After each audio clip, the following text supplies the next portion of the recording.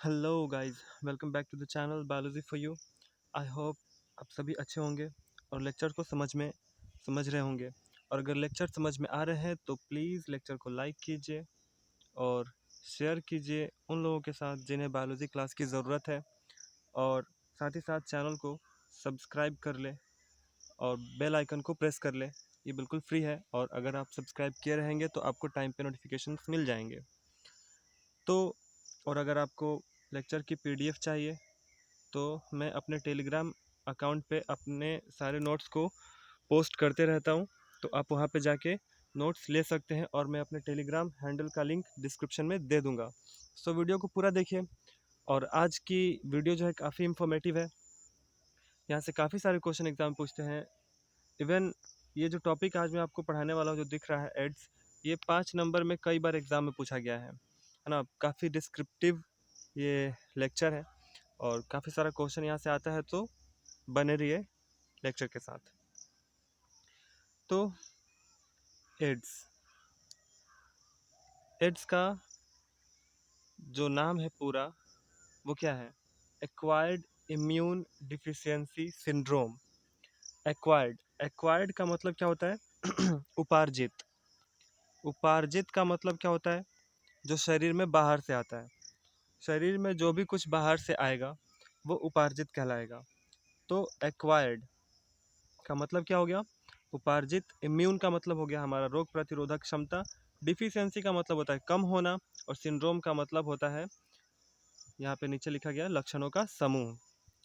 तो it means कि ads जो है वो कोई एक रोग नहीं है ना। ये रोगों का ग्रुप है। अगर किसी को एड्स होता है तो इसका मतलब ये नहीं कि वो एक रोग से ग्रसित होगा। एड्स कोई एक रोग नहीं है, बल्कि ये कई सारे रोगों का ग्रुप है। बात आई समझ में? ये कई सारे रोग एक साथ हो जाएंगे। हो सकता है इसका लक्षण सर्दी जुकाम हो सकता है थकान, हो सकता है पेट दर्द, कुछ भी हो सकता है, कैंसर, है ना। तो एड्स कोई एक रोग नहीं है, एड्स रोगों का समूह है। और जब कभी भी हमारा एक्वायर्ड इम्यून घटता है, हमारा रोग प्रतिरोधक क्षमता जो बाहर से हम लोग लेते हैं, यानी कि जो वैक्सीनेशन हम लोग हमारे बचपन में की जाती है, टीकाकरण की जाती है, तो जब हमारा टीकाकरण होता है ना तो हमारे शरीर में एक्वायर्ड इम्यूनिटी बनती है। मतलब क्या कि उपार्जित रोग प्रतिरोधक क्षमता हमारी बनती है और उसी से हम लोग ज़िंदगी भर रोग से बचे रहते हैं। लेकिन जैसे ही एड्स होता है, हमारा रोग प्रतिरोधक क्षमता ही कम हो जाता है, जिससे हम लोग, या फिर जो कहे जो रोगी है, वो अलग अलग प्रकार के रोगों से ग्रसित होने लगता है और ये जीवन भर उसके साथ ही रहता है क्योंकि इसका कोई इलाज नहीं है। तो acquired immune deficiency syndrome AIDS का पूरा नाम है। सिंड्रोम का मतलब क्या होता है? सिंड्रोम का मतलब होता है लक्षणों का समूह, अ ग्रुप ऑफ सिम्टम्स। फिर यह सबसे पहले अफ्रीका में 1981 में देखा गया था। ठीक है, यानी कि अफ्रीका से ही यह टोटल कंट्रीज़ में फैले हैं। यह रोग पूरा जीवन काल तक रहता है और रोगी के रोग प्रतिरोधक क्षमता को कम करते रहता है। जैसे कि मैंने आपको पहले बताया कि जो रोग है ये कोई एक रोग नहीं है ये रोगों का समूह है। इसमें कई सारे रोग एक साथ आ जाते हैं और ये जीवन भर रहते हैं और कोई भी बीमारी छूटेगा नहीं। एक रोग होगा तो एक रोग होगा, दूसरा छूटेगा तो फिर दूसरा पकड़ लेगा, फिर दूसरा छूटेगा तो तीसरा पकड़ लेगा, या फिर हो सकता है कि कोई रोग छोड़े ही ना। ठीक है, और वो जीवन भर साथ रहेगा। तो ये हुआ एड्स का, एड्स की जानकारी शॉर्टकट में। तो आप याद रखेंगे, 1 नंबर का क्वेश्चन है ये कि एड्स का पूरा नाम बताइए। तो acquired immune deficiency syndrome. Syndrome का मतलब क्या होता है? लक्षणों का समूह। और ये सबसे पहले अफ्रीका में 1981 में देखा गया था। ये कोई एग्जाम के पॉइंट ऑफ व्यू से ज़रूरी नहीं है, बस सब जनरल नॉलेज के लिए याद रखेंगे। और इसका कोई इलाज नहीं है, ये पूरा जीवन भर रहता है। कारक। एड्स होता किससे है? एड्स होता है HIV वायरस से, जिसका पूरा नाम है ह्यूमन इम्यूनो डिफिशियंसी वायरस। मतलब मानव के प्रतिरोधक क्षमता को कम करने वाला वायरस। ठीक है, तो जब भी किसी मानव के शरीर में HIV प्रवेश करेगा तो उसकी इम्यूनिटी डिफिशियंसी हो जाएगी, उसकी रोग प्रतिरोधक क्षमता कम हो जाएगी और काफ़ी सारे रोग आ जाएंगे। तो HIV को एक और नाम से जाना जाता है। HIV को रेट्रो वायरस भी कहते हैं। क्या कहते हैं? Retro virus. और देखो, रेट्रो वायरस वो सारे सारे वायरस रेट्रो वायरस होते हैं जिनका आनुवंशिक पदार्थ RNA होता है ना। जिसका भी RNA आनुवंशिक पदार्थ होता है वो रेट्रो वायरस कहलाते हैं। ठीक है, वो क्या कहलाते हैं, रेट्रोवायरस। तो इसे रेट्रोवायरस भी कहते हैं क्योंकि इसका आनुवंशिक पदार्थ आरएनए होता है। इसके आनुवंशिक पदार्थ के आधार पर इसे हम लोग आरएनए वायरस भी कहते हैं। तो एचआईवी को हम लोग दो नाम से जानते हैं, एक रेट्रोवायरस और एक आरएनए वायरस। रेट्रोवायरस क्यों? क्योंकि इसका आनुवंशिक पदार्थ आरएनए है और आनुवंशिक पदार्थ आरएनए है, इसी वजह से हम इसे आरएनए वायरस भी कह सकते हैं। ठीक है, ये वायरस आरएनए की प्रतिकृति डीएनए की सहायता से बना सकते हैं। देखो, ये जो एचआईवी है ना, इसके पास एक स्पेशल पावर है। एचआईवी के पास एक स्पेशल पावर क्या है कि ये अपने आरएनए का प्रतिकृति बना सकता है ना। ये अपने आरएनए का कॉपी बना सकता है। जैसे हम लोग ज़ेरॉक्स करवाते हैं, उसी प्रकार से ये अपने आरएनए का कॉपी बना सकता है, और वो भी डीएनए की सहायता से। अगर आप ट्रांसक्रिप्शन पढ़े होंगे, और अगर नहीं पढ़े होंगे तो मैं आपको आगे ट्रांसक्रिप्शन पढ़ाऊंगा। तो ट्रांसक्रिप्शन में क्या होता है कि डीएनए आरएनए बनाता है। ट्रांसक्रिप्शन में डीएनए आरएनए बनाता है, लेकिन जो एचआईवी है वो आरएनए से डीएनए बनाता है, यानी उल्टा होता है। इसी वजह से इसको हम लोग रिवर्स ट्रांसक्रिप्शन कहते हैं। अभी मैंने आपको बताया ट्रांसक्रिप्शन में क्या होता है। ट्रांसक्रिप्शन में होता है डीएनए से आरएनए बनता है, जबकि एचआईवी के पास पावर है कि आरएनए से डीएनए बना सकता है। अब इसके पास ये पावर क्यों है, मैं आपको आगे बताऊंगा, और इसका फ़र्क क्या पड़ता है, आरएनए से डीएनए बनने के बाद क्या फ़र्क पड़ता है। देखो, तो एचआईवी के पास की पावर क्या है कि आरएनए की प्रतिकृति बना सकता है डीएनए की सहायता से, और इसी प्रक्रिया को हम लोग रिवर्स ट्रांसक्रिप्शन कहते हैं। तो अगर एग्जाम में आपसे पूछा जाए कि व्हाट इज रिवर्स ट्रांसक्रिप्शन किसे कहते हैं, तो बताएं कि आरएनए की प्रतिकृति डीएनए की सहायता से जब बनती है तो उसे हम लोग कहते हैं रिवर्स ट्रांसक्रिप्शन। या फिर यूँ कहा जाए कि एचआईवी में कौन सा ट्रांसक्रिप्शन होता है, तो रिवर्स ट्रांसक्रिप्शन होता है। ऐसा करने के लिए एचआईवी के पास विशेष जीन होते हैं।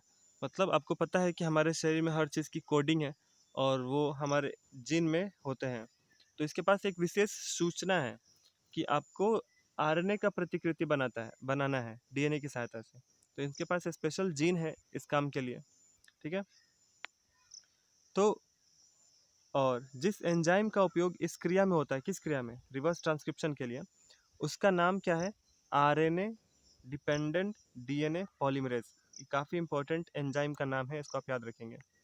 तो अभी मैंने इस लाइन में क्या बताया कि जो वायरस है एचआईवी, वो अपना आरएनए का प्रतिकृति बना सकता है डीएनए की सहायता से, और इस प्रक्रिया को हम रिवर्स ट्रांसक्रिप्शन कहते हैं। और रिवर्स ट्रांसक्रिप्शन के लिए इनके पास एक स्पेशल जीन होता है, और जो एंजाइम उपयोग आता है, जो एंजाइम उपयोग किया जाएगा इसमें, उसका नाम है आरएनए डिपेंडेंट डीएनए पॉलीमरेज, है ना। अब इसमें एंजाइम का उपयोग क्यों होगा, क्योंकि देखो हर चीज़ के लिए एक कैटलिस्ट होना चाहिए। मतलब उकसाने वाला कोई भी चीज़ होना चाहिए ना। कोई काम करवाने, जैसे आपके पापा आपको कुछ ऑर्डर देंगे तो आप काम करेंगे, ठीक है। आपकी मम्मी कोई ऑर्डर देंगे तो काम आप करेंगे। उसी प्रकार से एंजाइम किसी भी कार्य को करवाता है। तो रिवर्स ट्रांसक्रिप्शन के लिए एक एंजाइम की आवश्यकता होती है, और वो एंजाइम ये है। ठीक है, एचआईवी के कुछ और नाम भी हैं जो साइंटिस्ट बताए हैं। तो एचआईवी के और नाम क्या है, HILV3, इसका पूरा नाम है ह्यूमन टी लिम्फोसाइट वायरस। ठीक है, उसके बाद है LAV, मतलब लिम्फो डेनोपैथी एसोसिएटेड वायरस। एक चीज़ मैं यहाँ पे गलत टाइप कर दिया हूँ, यहाँ पे HTLV है, HTLV, इसको आप लोग सुधार लेंगे, यहाँ पे HT है, तब तो होगा ना ह्यूमन टी लिम्फोट्रॉपिक वायरस 3। ठीक है, यहाँ पे HTLV है। तो ये हो गया HIV का पूरा नाम। तो आपको इसमें याद रखने वाली बात क्या है कि HIV का आप पूरा नाम याद रखें, फिर इसका आनुवांशिक पदार्थ क्या है, आरएनए है, इसी वजह से इसको हम लोग आरएनए वायरस कहते हैं और रेट्रोवायरस भी कहते हैं। फिर ये अपना आरएनए का प्रतिकृति बना सकता है डीएनए की सहायता से, ठीक है, जिसे हम लोग रिवर्स ट्रांसक्रिप्शन कहते हैं। और एचआईवी के कुछ और नाम भी है, HTLV सॉरी, HTLV टाइप 3 और LAV। अब ये संक्रमण होता कैसे है, ठीक है, मतलब संक्रमण कैसे होता है। ये देखेंगे।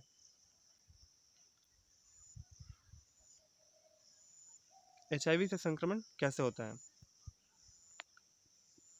देखो, सबसे पहले क्या होता है कि एचआईवी शरीर में प्रवेश करता है तो टी सेल्स पर आक्रमण करता है। टी सेल मतलब टी फॉर लिम्फोसाइट, ठीक है।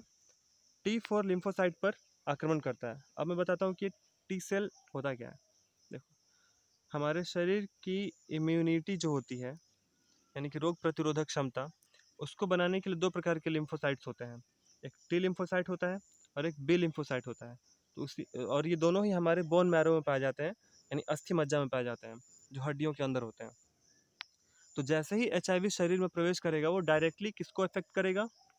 टी सेल्स को, यानी कि जो हमारे शरीर में रोग प्रतिरोधक क्षमता बनाता है, डायरेक्ट उसी पर अटैक कर दिया जाएगा। क्यों?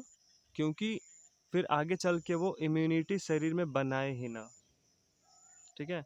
रोग प्रतिरोधक शरीर में बनाए ही ना, इसी वजह से डायरेक्ट उसी पर अटैक कर दिया जाता है।